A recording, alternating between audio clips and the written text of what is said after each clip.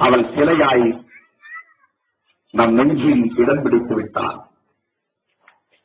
அந்த தங்கை என்ன வேட்கைக்காக, தாகத்திற்காக அவள் தீயை மூட்டிக் கொண்டாலோ, அந்த வேட்கையை தணிப்பதற்கு, தாகத்தை தணிப்பதற்கு நாம் இணைந்து போராடுவோம்.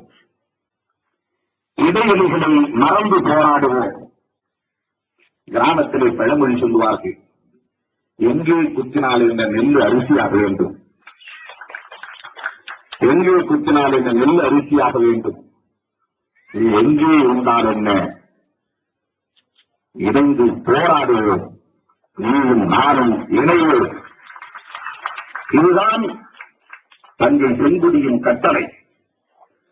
அவருடைய தியாகம் நமக்கு விடுத்திருக்கிற ஆணை. அந்த ஆணையை ஏற்போம். பேரறிவாளரையும் சாந்தரையும் முருகனையும் நாம் வீட்போம். பேரறிவாளருக்கு மட்டுமல்ல, அற்புத அம்மாள் தாய், சாந்தனுக்கும் அவர்தான் தாய், முருகனுக்கும் அவர்தான் தாய். அவர்களின் தாய்மார்கள் எங்கிருக்கிறார்கள் என்று யாருக்கு தெரியும்? தாய் ஒரு தேசம், தந்தை ஒரு தேசம், அண்ணன் ஒரு நாடு, தம்பி ஒரு நாடு. இப்படி உலகத்தில் எந்த இனமும் இல்லை தோழர்களே, எந்த இனமும் இல்லை. ஆனாய் ஒரு தேசமாய், அனாதைகளாய், அகதிகளாய் புரிந்து கொண்டிருக்கிற பழைய இனத்தை காப்பாற்றுவதற்கு தமிழ்நாட்டு தமிழர்கள், இதை தவிர தமிழ்நாட்டு தமிழர்களை தவிர ஒரு நாடு இல்லை. ஆகவே அதை உணர்ந்து நாம் போராடுவோம். அந்த உணர்வுகளை, அந்த விழிப்புணர்வுகளை நமக்கு தந்திருக்கிற தங்கை செங்குடிக்கு நான் லட்சக்கணக்கான விடுதலை சிறுத்தைகளின் சார்பில் வீர வணக்கம் செலுத்தி, வந்திருக்கிற தலைவர்கள் அமைக்கிற களம் எதுவாயிருந்தாலும் விருப்பு வெறுப்பு இல்லாமல், எந்த எதிர்பார்ப்பும் இல்லாமல், பின்னாலிருந்து 100 அடி பின்னாலிருந்து, 1000 அடி பின்னாலிருந்து, லட்சம் அடி பின்னாலிருந்து கைகோர்த்து களமாட விடுதலை சிறுத்தைகள் அதிகமாயிருக்கிறோம் என்பதை சொல்லி, என் அன்பு தங்கை வீர மங்கை செங்குடிக்கு விடுதலை சிறுத்தைகளின் வீர வணக்கத்தை செலுத்தி நிறைவு செய்கிறேன். நன்றி, வணக்கம். கோடிக்கணக்கான மான உணர்வுள்ள தமிழர் நெஞ்சங்களில்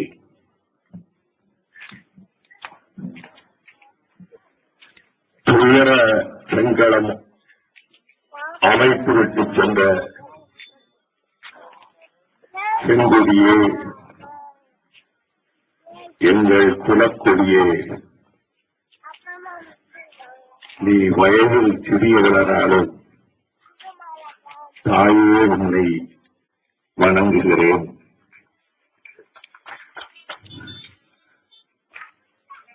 புலிகள் அழுவதில்லை,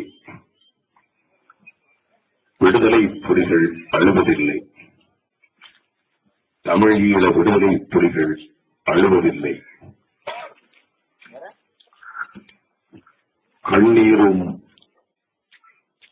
வேதனையும் உறைந்துவிட்ட நெஞ்சங்களில் உறுதியின் உறைவிடமாகவே கழுத்திலே ரஞ்சி குட்டிகளை கட்டிக்கொண்டு இவைகளில் ஆயுதங்களோடு போகிறோம். அத்தகைய வீர விடுதலை புலிகளுக்கு தன்னுடைய தோட்டத்தில் 3 ஆண்டு காலம் பாசறை அமைத்துக் கொடுத்த என் சகோதரன், குளத்தூருக்கு பக்கத்தில் ஊரின் பெயரே புலியூராக அமைந்த அந்த ஊரில்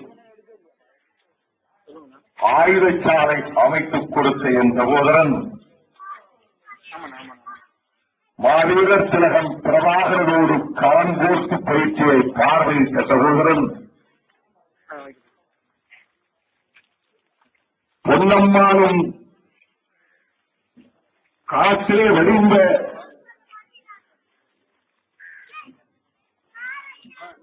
எண்ணற்ற புலிப்படை தளவர்களும், உலேந்தை குமரப்பா உள்ளிட்ட தோழர்களும் பயிற்சியை பெற்றுக்கொண்ட களத்துக்கு உடனிருந்து போராடிய என் சகோதரன் அழுது நான் பார்த்ததில்லை. நான் அழுதிருக்கிறேன். மே 17 இரவு நள்ளிரவுக்கு மேல் விடிய கால 5 மணிக்கு தொலைபேசியிலே நான் குமரி வெடித்திருக்கிறேன் அந்த சகோதரனிடம். ஆனால் செங்கொடிக்கு வீர வணக்கம் செலுத்த இடத்திலே என் சகோதரன் குளத்தூர் மணிகளை நினைத்தால்தான் என்று எனக்கு தெரியவில்லை.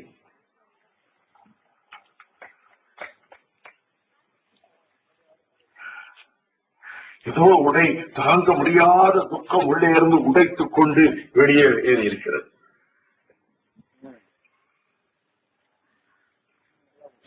காஞ்சி மக்கள் மன்றத்தின் ஒருங்கிணைப்பாளர் தோழர் மகேஷ்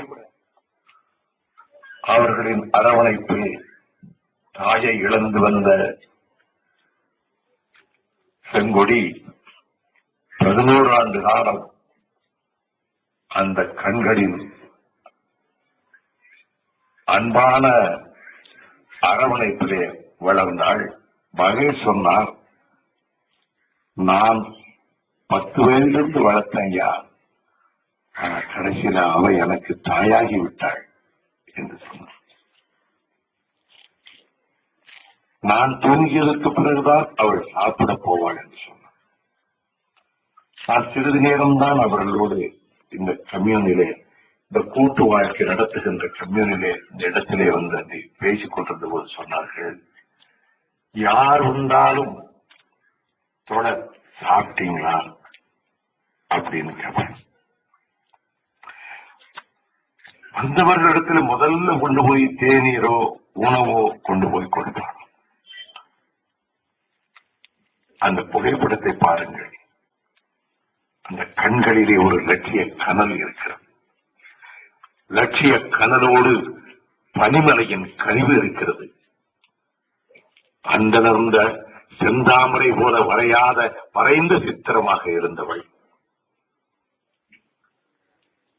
இந்த தியாக மாமணியின் பக்கத்தில் நிற்கிற பாக்கியம் 26ஆம் தேதி சாயங்காலத்திலே எனக்கு கிடைத்தது. அவள் வீர முழக்கம் எழுப்பிக் கொண்டிருந்தாள். எம்ஜிஆர் நகரிலே மேடைக்கு செல்ல இருந்தபோது என் தம்பி சத்யா காஞ்சி மக்கள் மன்றத்தின் வீர பெண்மணி, வீர தங்கை என்று மறுநாள் கொட்டடியிலே தூக்கு கயிற்றின் நிழலிலே இருக்கிற மூவரை விடுவிக்க பயணிக்கப் போகின்ற செய்தியை இந்த துண்டு பிரசுரத்திலே உங்களிடம் தருகிறாள் என்று சொன்னாள். இந்த 3 தங்கைகள் வழக்கறிஞர்கள் மாய்த்துக் கொள்வதற்கும் சித்தமாக உண்ணாவிரதம் இருந்தார்களே, மட்டினி கிடந்தார்களே, கயலும் வடிவாம்பாளும் சுஜாதாவும் அந்த இடத்தில் 28ஆம் தேதி காலையில் தோழர் மகேஷ் தன் சகதோழர்களோடு நெஞ்சில் பீரிட்டு வருகின்ற ஆவேச முழக்கம் எழுப்பிக் கொண்டிருந்தார்கள்.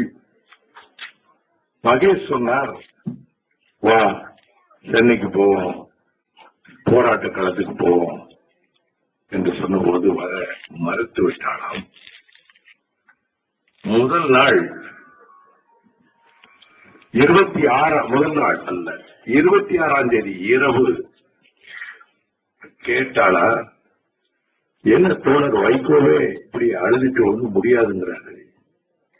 முத்துக்குமார் தன்னை மாய்த்துக் கொண்ட மாதிரி யாராவது தன்னை மாய்த்துக் கொண்டால் பிரளயம் போன்ற ஒரு எழுச்சி வந்துடாதா என்ற போது, அதெல்லாம் இப்ப ஏன் கேட்கிற, அதெல்லாம் இப்ப ஒண்ணும் வேண்டாம், அதெல்லாம் அது தேவையில்லைன்னா நான் நினைக்கல இப்படி செய்வான்.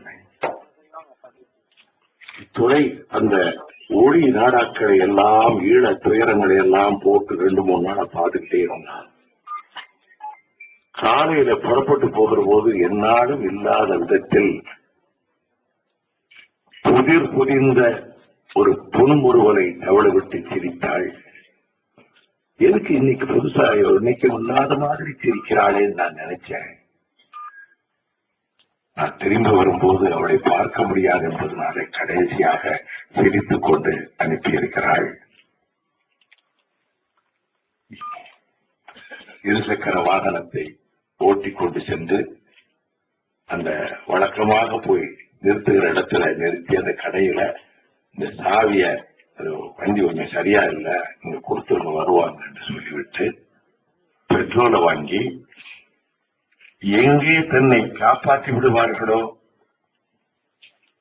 உயிரோடு போராடி கொண்டிருக்கிற வேளையில் மருத்துவமனைக்கு கொண்டு போய் தன் உயிரை பாதுகாத்து விடுவார்களோ என்று எண்ணி மேனி முழுக்க உடை முழுக்க